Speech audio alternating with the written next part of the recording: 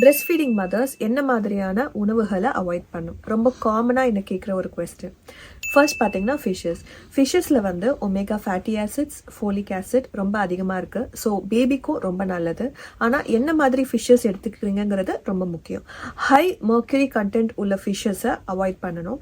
என்னென்ன ஃபிஷ்ஷஸில் high mercury content இருக்குன்னு நான் இந்த சார்ட்டில் அட்டாச் பண்ணுறேன்.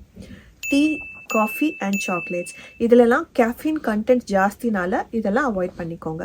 நம்ம தினசரி உணவுகளில் எடுத்துக்கிற புதினா, கொத்தமல்லி, இது வந்து ஒரு கார்னிஷிங் அளவு மட்டும் நீங்கள் எடுத்துக்கிட்டிங்கன்னா ப்ராப்ளம் கிடையாது.